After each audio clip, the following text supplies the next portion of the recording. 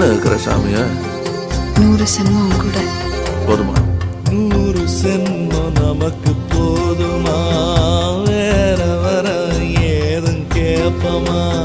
சகாவரம் கேப்போம் அந்த சாமிய, அந்த சாமிய.